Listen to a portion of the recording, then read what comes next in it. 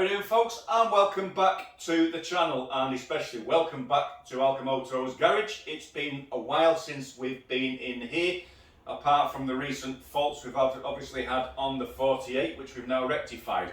But since then I've noticed on the ride and a couple of times I've started the bike that it's cut itself off and I've had to start 2 or 3 times.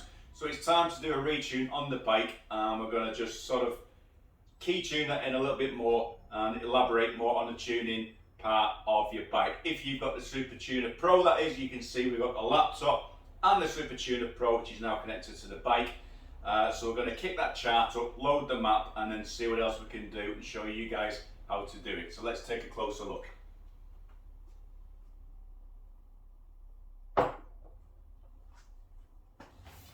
Okay, so the first thing you want to do is make sure you've got the Super Tuner Pro plugged in via the leads and into your diagnostic port on the other side of the bike. And of course, for this model it's a 6-pin plug.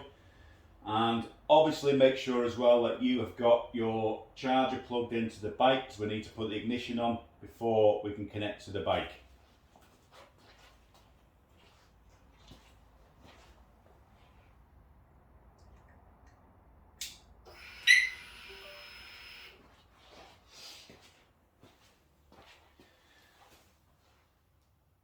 Now, I am looking at the moment to try and get the Super Tuner software hopefully onto my website to download, which I'm struggling with. So if there's any of you guys that are any web builders out there, how I can get that exe file on for you to download if you haven't got the software for your Super Tuner.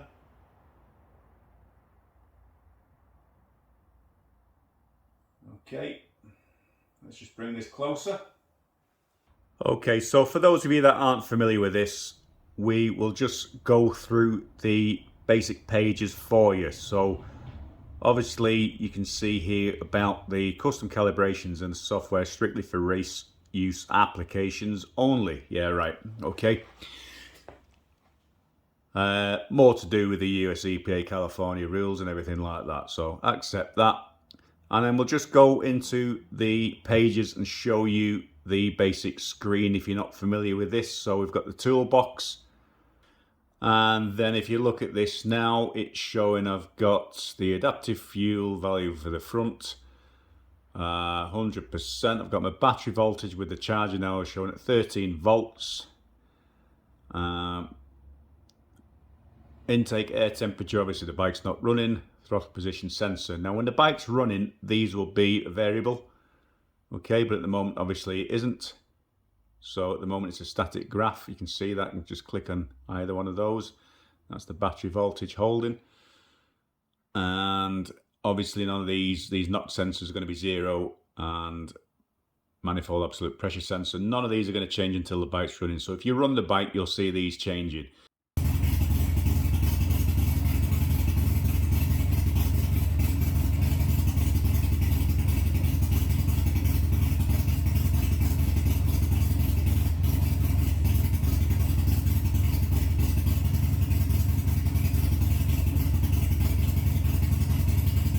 Okay, so as you can see now, we've switched the bike back off. We've got the graphs now as a flat line, and with the bike running, you can see how the graph was variating. And then what you can do is take each of the items off that you want on that top chart there, where it's desired idle, and this will move them up to the top one here. Then you can go to Smart Tune Live while the bike's running, and then see your values from the throttle position, especially that's for your O2 sensor. Okay, back to data items, you can do the throttle position sensor, and then go to Smart Tune Live, and keep doing it that way regarding which tuning sector or segment you are on via the Smart Tune Live. Okay, but that's getting a little bit more in depth. But what we will do now is just go to this DTCS on here, and that, as you can see, has got no fault codes present on the bike. I've had the bike running and there's no fault codes present, but we're going to clear historic as well. Okay, but there's no fault codes present. I'm going to just press that again, make sure there's nothing there to clear. Now, if there was any historic codes, they should have been logged in the system, but because I cleared them via the speedometer, The last time round, manually, they're not showing up on here. So you can use this as a semi-diagnostic system just to show you that you have no codes present on the bike with the DTCS file there, okay? And then go into tuning. Okay, so you need to open your base calibration for the year, family and model. Required to find the right calibration. If you're connected to the motorcycle, the year, family and model will automatically be selected, otherwise you can manually select them. Once calibrations are displayed, choose your configurations from the list. Once the calibration is selected, click the open button to continue, and for select the calibration, selection help to get additional calibration procedure information. Now there is a guided tuning on here if you do so need that, and there's a training one here. So if you click on the training, it is actually quite in depth. Let's continue with that. We can come out of that. In fact, the training is probably a good hours, or you could read it all night if you want to. It's very, very in depth. That is worth reading. Okay, but for me, my available calibrations for the 1200 stage 1, you've got 883 and 1200 stage 2, and also is CNC ported heads with high output cams, etc., etc., all the way to a 1200 stage 4. And if you look at my recent selections, I've got ALCHEMOTO September 20 D-cell adjustment on there. Now I've actually got a final map somewhere in my folder. That's the map I've specifically built for D-cell. And we've got all these other recent selections which I've used here. Okay, so if I click on that, and that gives you my 2014 to 2016 Sportster. So whatever your bike is, it doesn't matter whether it's a Road King or a Street Glide, Dyna, or whatever you got the software for the Super Tuner Pro or the Pro Tuner, that will automatically bring up the nearest to your bike. Now, because it's a stage 1 map, it's showing the components as a Screamin Eagle air cleaner and Screamin Eagle exhaust. They are not very specific. Obviously, I'm using a Two Brothers exhaust and a Screamin Eagle air cleaner. So you choose the closest one that matches to your configuration, and that's what we're going to do. Okay, so that was the D-cell adjust map. I'm going to manually select the file, and if you look in here, we've got XL on there from Big Twin, Destroyer, V-Rod, XG, XL, and XR. So that's your specific maps. If we click on that, that shows you that 2020 ALCHEMOTO map. Was one of the last maps I had for the bike. If we just cancel out of there a minute, back into tuning, and just see if you can pick up my latest map. I'm going to manually reselect the file as well, and I think it was in documents, and yeah, that was it there, 2020 D-cell adjustment. So that was the latest map. Okay, so in order to smart tune a calibration, the motorcycle must first be put into data gathering mode, and then recordings must be made. To start this process, click the record button. Now that is if you're going to take it on a road ride and go through all your gears under all your RPMs throughout each on different types of roads, from A's and B's, and even on the motorway or freeway if you are from the US of A. You can take it out on a test road, and you can do that 4 or 5 times to for the final gathering of information before you reload to the bike. I'm not going to do that because I know this map is right for my bike. Okay, so what we're going to do now is just reprogram the bike, but I'm going to change a couple of these graphs here. So we've got let's have a look for the D-cell enlightenment. Okay, and look at the working on this. I won't bring up the original, I'll have to bring another page open for that. And the only one I want to change, let's have a look, is 12.5, 12, 11 points. So that's about right, that. So we're going from 12.5, 12, 11, 7. But what we do want to do is just kick that lower one down, actually. Decrease that one by 0.5. And the same with that one there. So we'll actually go down another 0.5, and that's the lowest it will go, actually 11.7. So we're round about correct there. Okay, so the next one, we're going to go to acceleration enrichment. So working, we've got here engine temperature right up to 200 Celsius, and then you can see the graph there, and that's the same as the original. Okay, so we've got the original and acceleration enrichment there. What we're going to do is change that on the original. We're not going to bother so much with those, but from 100 here, we're going to increase by 0.02.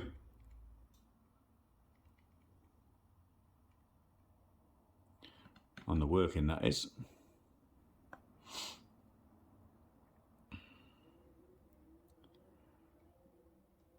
And same with this one.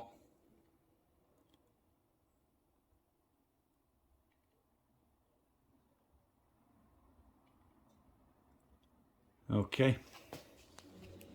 But we're just going to keep with those lower values at the moment. Now we could actually, let's have a look. Because I'm working this towards the decel area as well, hence increasing the fuel, which we've already done on the decel and Enrichment one there. Okay, where has it gone? Decel and Enrichment, which is the working table, which we've already changed slightly on that table there. Okay, so the Enrichment,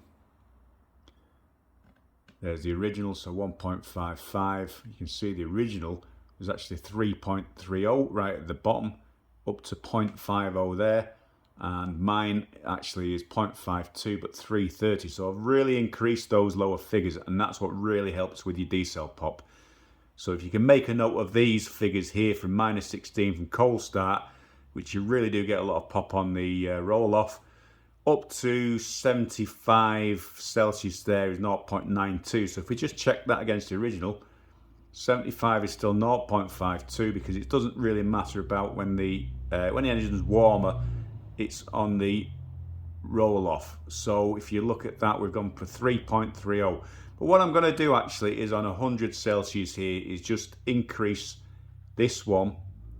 I think, let's have a look from the original there, and yeah, so 100 is 0.59. So I'm going to increase that one to 0.61, and the one underneath it, and 5.1, and we'll leave that at that. So that's the decel and Enrichment modified from the original file. Okay, so we want it slightly higher. We've got a dip at 750 here. That's too much just reading through the chart. So what we need to do is just increase that one slightly, probably to around there at 750, and then she's going from 13.8, decreasing it. We want more fuel around the 2200 mark. So not being completely happy with that, we're going to decrease again. So this just shows you how you can just keep working with the map. And if you're not sure, just check against the original. So at 2250 it was 14.4. But we want to make it slightly richer. So at 2250 we've got 14, and then you want it slightly to kick up just as the revs come lower. We're going to increase that one to 14.1, and then that is the map I'm going to load to the bike. Okay, so when we're happy with that, we're going to save the changes to the file, and then that one we can rename as second map, and we'll put that September 22. Save that map, And it does actually say the tuning file you're using may not be intended for the motorcycle you're about to program. Are you sure you want to continue? Yes. Okay. So that's telling me that programming for data gathering with the smart tune mode allows the factory sensor to control fuel delivery through the entire operating range. But we're going to program that to the bike. We're not going to ride the bike with that. We're just going to program that to the motorbike. Okay.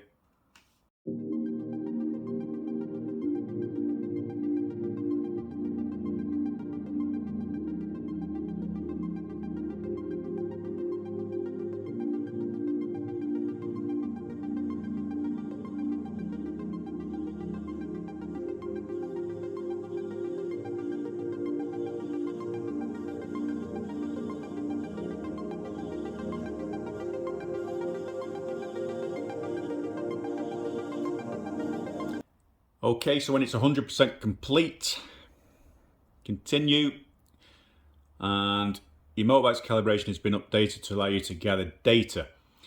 Before you continue, turn off the vehicle ignition switch and run stop switch. Wait 10 seconds, then turn it on, run stop, and then obviously start the bike.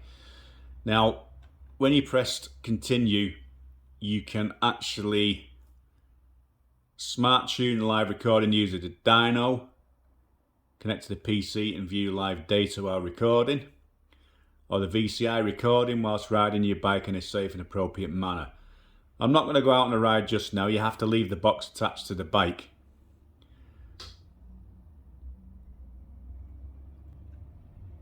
Now what we're going to do is just do it as if we're doing a dummy dyno run. We're going to click the record button, and when it's in recording mode, the cells will darken as more data is gathered for each RPM and throttle position combination. When finished recording, click the stop button. You'll be prompted to make another recording. Okay, now we're not going to go through the gears. We're just going to hold it through all the rev range in first gear for now and see what data we're going to get. So this gives you an idea of what it'll be like on the dyno.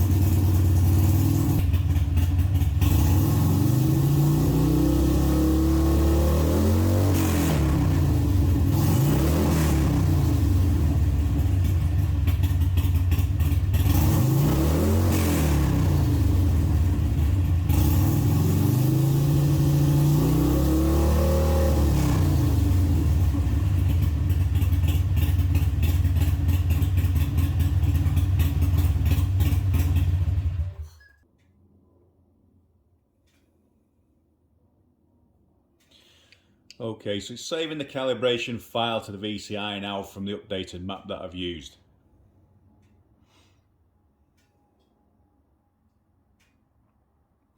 And the update's completed. So all the files I've modified on there now are now onto the bike. So the program is complete. Your final calibration has been programmed to the bike. So you can repeat the process as many times as you like to refine your calibration. So what I will probably do is keep the box on the bike at another point and then redo the data with it in riding mode and then reload the map again, but I need to see how it is on the road. And that's it.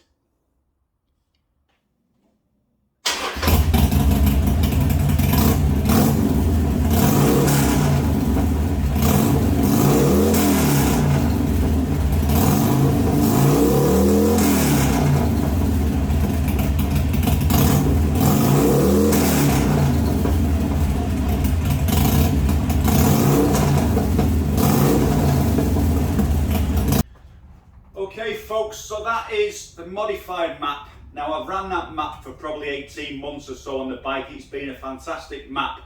So that's the DTC file from, I think it was actually September. Well, it was September 2020. I didn't read into that because we're back, it's nearly 2 years, isn't it? September 2022. So it's been on nearly 2 years and it's been fantastic. I've never had to adjust anything on the bike since until I had those problems. Couple of things that I did notice, like I said, even when the bike was warm, was that slight decel pop from second gear. That's so hard to get rid of. Now, it's part of the characteristic, it's part of the characteristic of the bike anyway. We all like it popping and banging, some more than others, but sometimes it's too excessive. I've narrowed that down with that map to a bare minimal, but I knew I could do better. So we've modified those tables now, loaded that map to the bike. Now, of course, the button I pressed just to show you what it'd be like in the dyno mode, I think it disconnected, but you can see the graphs working. You'd normally go onto the table with the black bars and it'd log those down. But not to worry, we've gone back and loaded the map back on now, which you see there, and calibrated the bike. So the next thing is to take it out on the road. So we're going to start it up now, give you guys the glorious sound of my 48 with the TBR Two Brothers Comp S exhaust on. And thanks for watching. I hope this has been a mine of information for you. Again, you can follow that map build for your own 48 between 2014 and 2016. It doesn't really matter. I've actually tried loading the 2019 map to the bike and it doesn't make any difference. So you can do that also. Again, if your bike is a Road King or a Dyno or whatnot, look at your tables and then what I said about the AFR, the lean adjustments. So you want to lower the figure to increase the fueling to stop that decel pop on your bike. Now also what it'll do is with you saw the mixture in the air fuel mixture table, and again by adjusting that, following what it says on the screen, just by 0.1 increments of 0.5, you can try those, and again your spark adjustments and everything else we can go into at a later date. So again, if you haven't got the software for this, I have got it on file. I think it's just under a 50 meg file, so we can find a way of transferring that. If you haven't got the map, or if there's any way I can get it onto my website, please let me know. Apart from that, thanks for watching. Hopefully the next one you'll see is me out on the bike, and don't forget we've got the mini tour next week, which will be on the Triumph back up in Scotland. So if you haven't subscribed to ALCHEMOTO, please do hit the subscribe button. Thanks for watching, hope you enjoyed it, and I will see you soon. Apart from that, cheers folks.